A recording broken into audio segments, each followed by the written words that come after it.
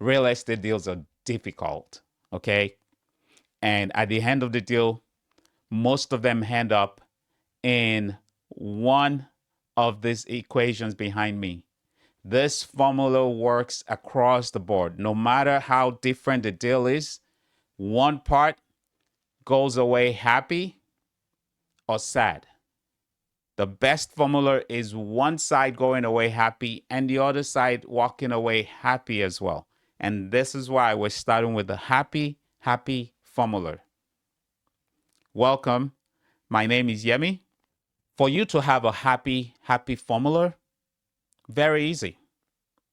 Communication, flexibility.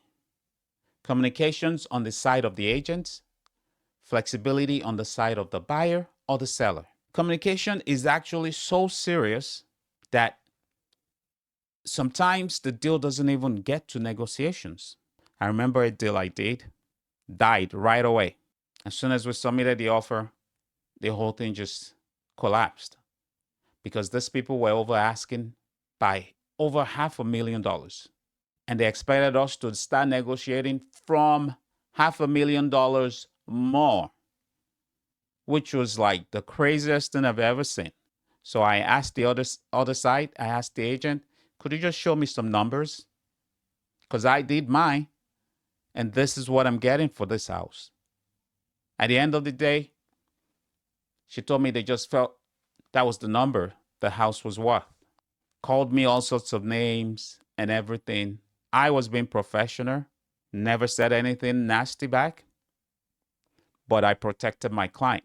Yes, I could have made more money, but no, I had to protect my client. I couldn't stand. How can you go over by $500,000? How do I even explain that? So that was the end of that one. We never even got to negotiations. But listen to me, you can still reach a happy formula with an over asking property. Yes, because what matters is, does the client like the house? My clients were ready to go way over what I was advising them to, even though they knew like this is what the house was worth. But that's the nature of deals. They were ready to do the deal, but these people never even came to negotiate. That was like I mean, during negotiations, you can say no, but for you not to even show up, communication was horrible. And that's why this and flexibility, communication and flexibility, these are the two main ingredients of any deal that needs to end up happy. As a buyer and seller, you have to be flexible. And you want to use these two main ingredients, you want to use them throughout the deal because three main things can kill a deal: negotiations, inspection, and closing. These are the three main process in a deal that, you know, both parties just can't see eye to eye on. But if the agents are communicating, they're respectful of each other, they're professional with each other, these processes will be seamless. I got more stories, but I'll save my stories. But I'll tell you right now, you need communications and flexibility at all times. And how to achieve a happy result is by you hiring the right agent. You got to hire an agent with a good attitude. Just don't want someone just showing they're confident or they have money. The attitude has to be right. You got to talk to them, preferably more than once or twice. You got to talk to them for at least 3 times. However you want to do it, however you can do it, make sure you know the attitude of the person you're hiring. It matters a lot. The wrong attitude can cost you so much money or put you in so much debt. So, communication, flexibility, you want to use them during inspection, negotiations, and closing. and you want to get the result happy by hiring the right agent. And you, the client, be you a seller or buyer, you also want to be flexible. This really makes things work. Remember I said something about closing?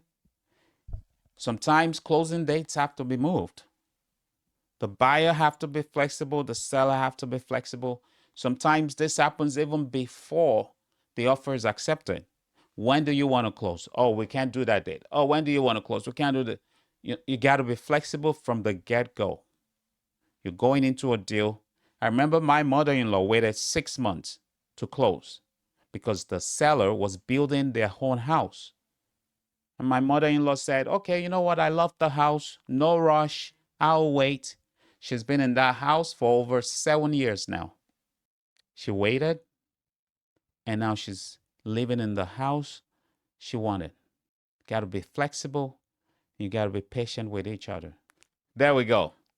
We've seen what the secret ingredients are, where to apply them during your deal, and how to achieve the happy formula.